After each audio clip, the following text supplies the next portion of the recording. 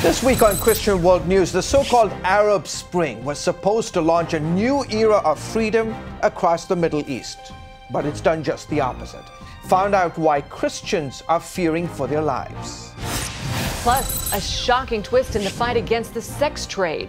Why does the UN want to make it easier for predators to take advantage of children? And the problem with gypsies, how to help the millions who live in poverty throughout Europe. Our report on the groups that are giving them hope.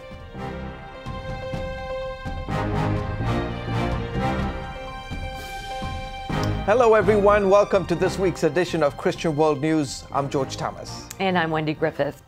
There's a war against Christians going on, but you don't hear much about it in the media. It's happening primarily in Islamic countries. Gary Lane spoke with author Raymond Ibrahim about the spread of persecution.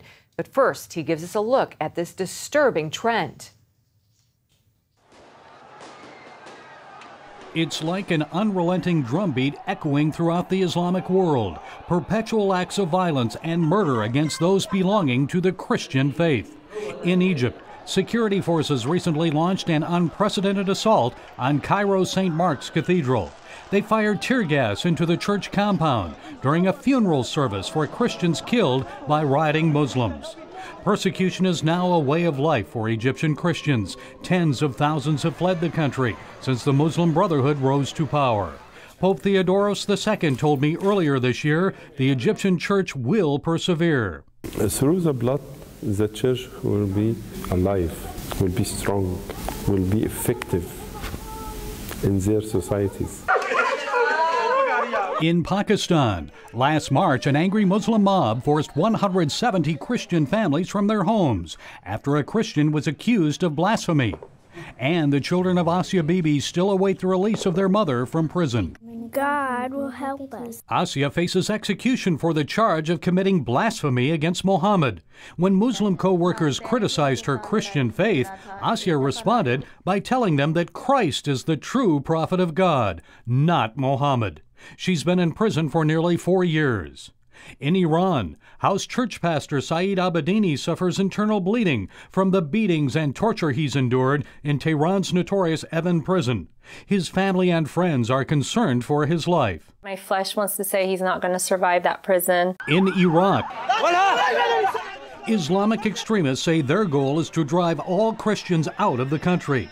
While they once numbered as many as 1.5 million, today less than 500,000 Christians remain. Canon Andrew White is the Anglican vicar of Baghdad. They had letters warning them to leave, and they were given a choice. Either you pay the jizya tax, or you convert to Islam, or we kill you. In the new book, Crucified Again, Exposing Islam's New War on Christians, author Raymond Ibrahim suggests the world is facing a growing human rights crisis. It's come in the aftermath of the so-called Arab Spring, and Christians are the primary victims. Author Raymond Ibrahim joins us now with more on the war against Christians.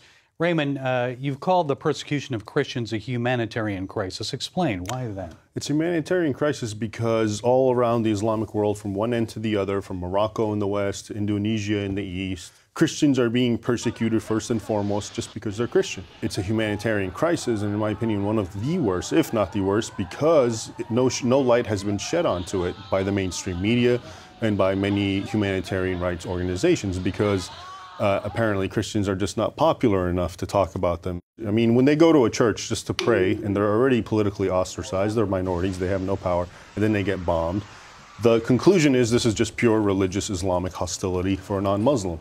And so it's very difficult for the mainstream media to actually, rationalize that the way they do with other Islamic violence. So Muslims are attacking Israel, well, that's because they're frustrated, they're angry, they have grievances. Muslims attacking the West or in Europe, they're angry, they're underdogs. But now they're in the majority, and their minorities are being attacked in way worse ways from a humanitarian point of view than Muslims are by Israel or by the United States. And so it kind of throws a wrench in the mainstream media narrative. What role does Islamic teaching play in provoking greater violence? It plays a fundamental role. If in the book, for instance, or what I discuss about what's happening to Christians, I don't just discuss the different themes and patterns. So, for example, I'll talk about churches being attacked, bombed, and outlawed Muslims who wish to apostatize and become Christians being attacked, executed, Christians saying the wrong word about Islam, blasphemers being attacked. So all these themes come out. And yet, if you go back, as I try to do, and you look at the historical sources and the doctrinal sources from over a millennium ago, you're going to find the same exact teachings. So the continuum or the continuity is just undeniable. And that's why it's, you know, if you want to be honest, what's happening right now is just a mirror reflection of what happened yesterday, and therefore it's part of the authentic teachings of Islam. You mentioned in the book that there was a golden age of Christianity, about a 100-year period.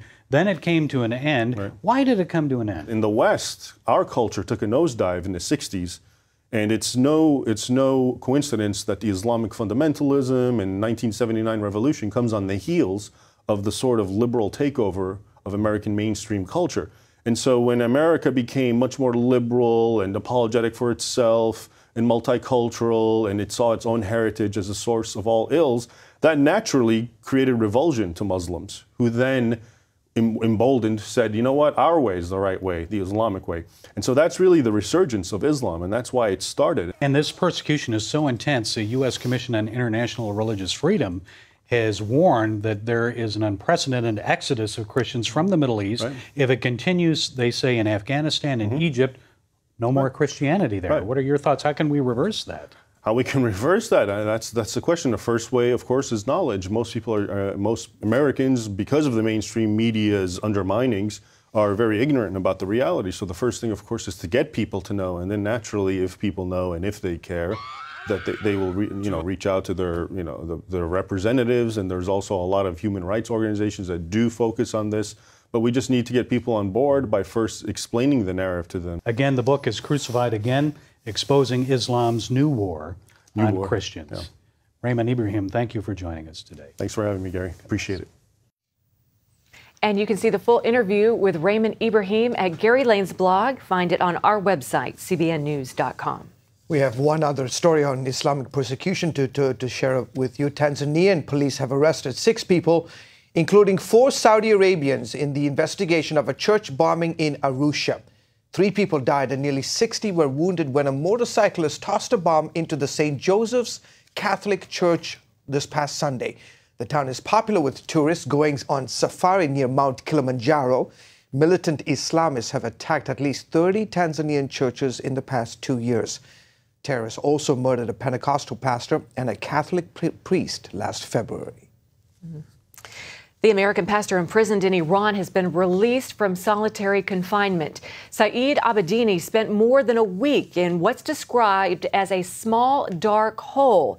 That included time during his 33rd birthday. Now he's back in the main prison. His wife is calling on President Obama to speak out for her husband. Naghmeh Abedini says the president has been quick to offer support to others, including gay basketball player Jason Collins. But she claims he's ignoring her husband's plight. Pastor Abedini is serving an 8-year sentence. Secretary of State John Kerry and White House spokesman Jay Carney have called on Iran to release the pastor. Naghmeh says it will have more force coming from the president. Up next, inside a Romanian gypsy village where poverty is rampant, but how one group is reaching out with hope.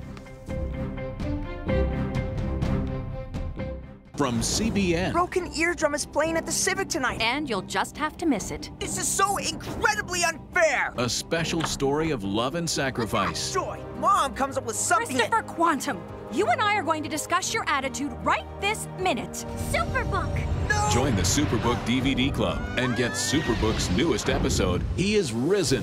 Plus 2 copies to share with others. All for your gift of $25. They have arrested Jesus, the Messiah. Do you not know that I have the power to crucify you? No! Please! You can't! They've taken him to Golgotha. We must hurry. Mary is about to lose her son. The worst thing any mother could face. I am not leaving her. Superbook. It's an amazing way to build a strong spiritual foundation in the children you love. Mary, who are you looking for? I've seen him! He is alive! Superbook. He is Risen. Available now.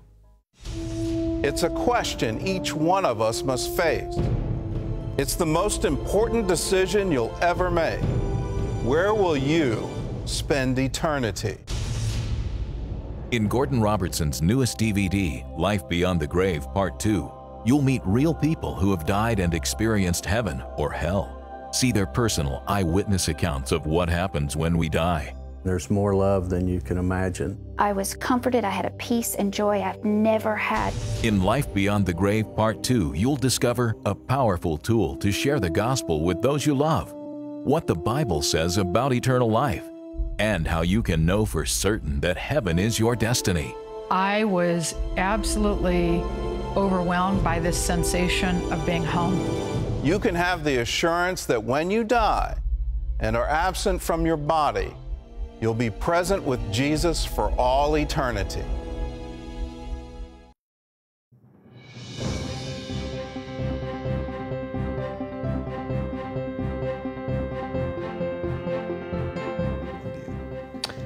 Well, for much of the 20th century, Romania suffered under the harsh rule of a communist dictator. But about 25 years ago, a revolution brought economic and political freedom to the country, allowing many to move forward. For one segment of the population, however, liberty and prosperity remain just a dream. But as Ephraim Graham shows us, the country's gypsies are experiencing a wealth that money can't buy. Oradea is 8 miles from Romania's border with Hungary. And more than 20 years after the fall of communism, city streets are as busy as any other Eastern European town at rush hour. And in a developing country, especially now one that's a member of the European Union, you would expect everywhere to be moving forward at some pace or another. But great expectations aren't always reality. It's a lesson learned for Kevin Hoy after years of missions work in Romania. But what you realize as you travel around is that so many of the gypsy communities haven't moved forward at all.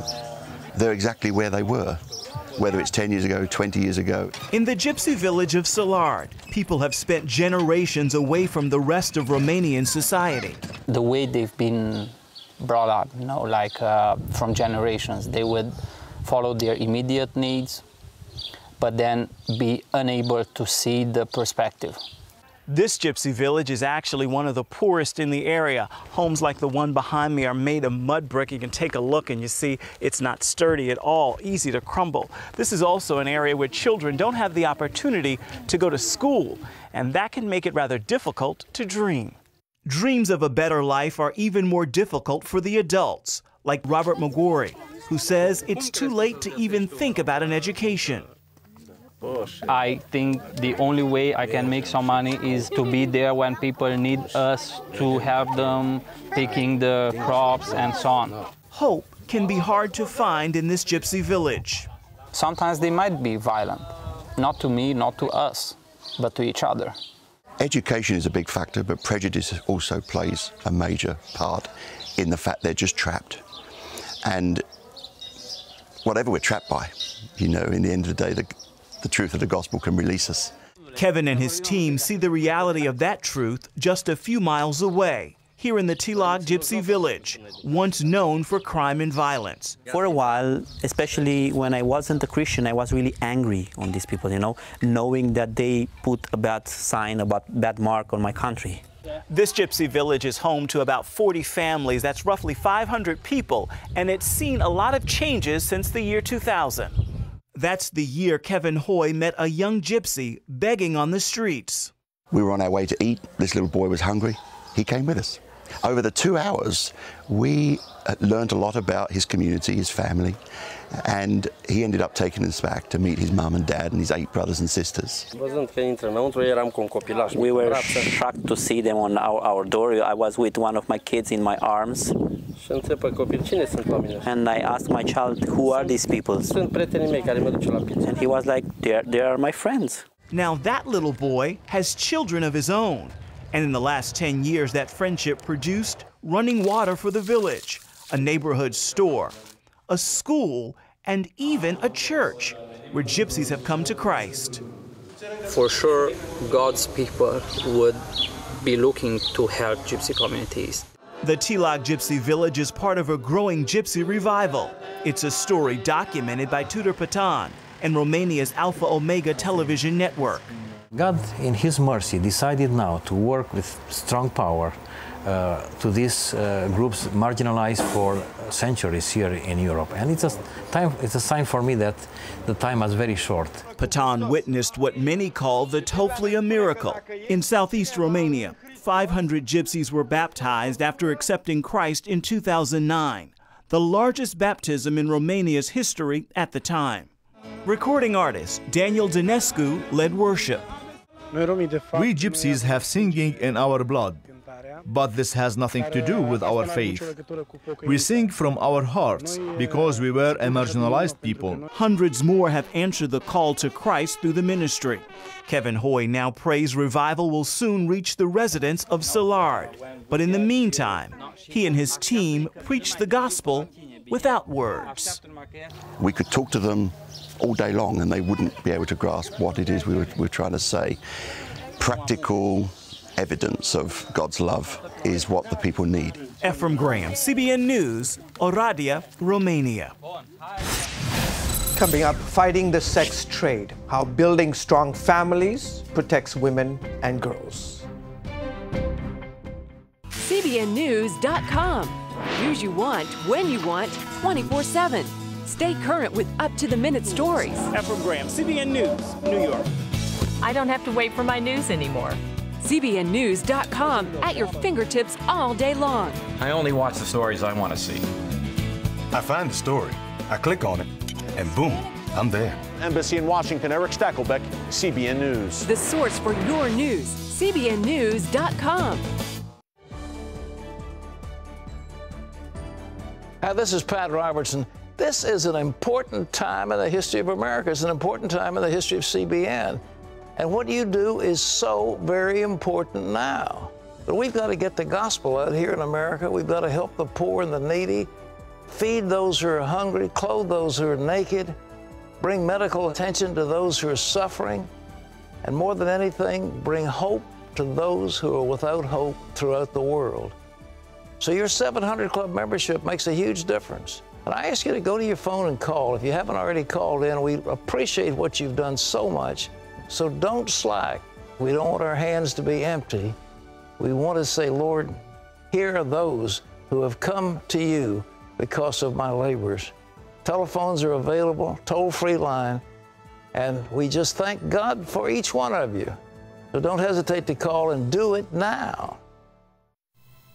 It was the most angelic, the most peaceful, safe, loving place. I wasn't afraid. There was not a feeling of time. I was comforted. I had a peace and joy I've never had. I was absolutely overwhelmed by this sensation of being home. You just can't even imagine. This week, members of more than 95 pro-family groups from across the globe will gather in Sydney, Australia for the 7th World Congress of Families. They will share information about the threats to families and plan policy and ministry initiatives. One of the most persistent problems is sex trafficking. More than 5.5 million children are victims of human trafficking today. The trafficking and sexual slavery of children has risen nearly 10% in the past 5 years. And every 5 seconds, another child becomes a victim. Justin Murph is director of Set Free Now, a coalition of CBN ministries dedicated to fighting sex trafficking. Incidentally, he'll be attending the World Congress of Families in Australia, Sydney, Australia this week. Great to have you on the broadcast. Talk specifically about the impact that sex trafficking has on the strength, weakness of the family today. Absolutely. Well, family is the nucleus of society. If we want a strong society, we have to have a strong family. And at the threat of families today is human trafficking around the world. Sadly, in some third world countries, families are actually the instigator of child sex trafficking, selling children sometimes for a refrigerator, a television, or maybe even $60, say, in Bangladesh. There is an initiative from the United Nations being pushed by the UN that would, in essence, lower the age of consent to 12 or 13 years old. That's unbelievable. It is. There's a move, actually, George. What's happening now is the UN is saying that children should have more autonomy rights, including sexual autonomy, lowering the age of sexual consent to 12 or 13, which in essence would legalize child prostitution around the world, making them more of a target for pedophiles. And you're going to the World Congress in Sydney, Australia. Again, I talked about the coalition of ministries at CBN, Regent University, Operation Blessing, Orphans Promise. What's your role at this Congress? And my understanding is that you're the only group talking about sex trafficking. That's right. We're the only members of the World Congress of Family that's committed to talking about sex trafficking. The other thing that we're doing at the conference is hosting dinner, but also speaking on several different lectures about child sex trafficking in particular and its effect on the family, its effect on the economy. Sex trafficking is a $32 billion a year industry. And so it's big money, and it has a dramatic effect on the family. And Set Free now is focusing on Brazil. That's specifically. Right. Obviously, the World Cup is coming there in a couple of years. Big event for Latin America. But why Brazil when it comes to the issue of sex trafficking? Well, Brazil is unique in that there's actually a large number of children in Brazil. About 30% of all the victims of sex trafficking in Brazil are children. Yeah. It's a regional problem, though. It's not just about Brazil. It's all the countries in Latin America that feed into Brazil. But think about it, George. In the next few years, they're going to host the World Cup and the Olympics. And so whatever we do now is really strategic from now until 2016. Yeah. And so we're working with churches, partnering with organizations like Renas, Boa na Rede in Brazil to actually unite all of these organizations together to combat human trafficking. Talk about that, Justin, because who has the answer? Is it these various NGOs which are doing great work? Yeah. But I think you have the perspective that it is perhaps the church that responds to this. Really, it is. Yeah. The church has a mandate to care for the least of these, to care for the widow, the orphan, the downtrodden, and you know, Jesus had a deep affinity for children. And so in that same vein, the church really has a responsibility to step up. And what we're doing is saying, how can we come alongside you and help you? We're not trying to force anything on the churches, but the churches themselves are rising up. 400 different denominations and organizations in Brazil that are faith-based are already working to combat human trafficking. So we're just joining that effort and saying, how can we, through the power of media, social media, television, come alongside you and help. And it's very encouraging that in the last few years you have seen the global church get involved in issues of justice, specifically with human trafficking, sex trafficking. Justice, it's just an incredible encouragement all around. Thank you, sir. Safe travels to you as you go to Sydney, Australia. Thanks, George. Okay. And to find out how you can join the Set Free Now campaign in the fight against sex trafficking, you can find a link to their ministry at our site, cbnnews.com. Give me that. Bye. Sure, life is busy, but I found a way to make a huge difference in people's lives. I guess you could say I'm changing the world right here from home. I bring medical supplies and doctors to people in need, and dig wells so that villagers can have clean and safe water to drink. I make it possible to preach the gospel in over 100 countries, including right here in America. And when disaster strikes, I'm there, providing food, and emergency supplies to give people hope again. Every day, CBN and I are making the world a better place. Here you go. My life is hectic, so I joined CBN through Pledge Express. My bank does all the work, and I know that my gift is being used where it's needed most. So become a CBN partner and join Pledge Express, because you can do a world of good right from where you are.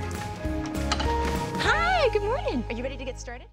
What if you knew heaven is real because you'd seen it? Everything's alive, nothing's dead. Because you'd been there. There's more love than you can imagine. How would it change the way you live your life?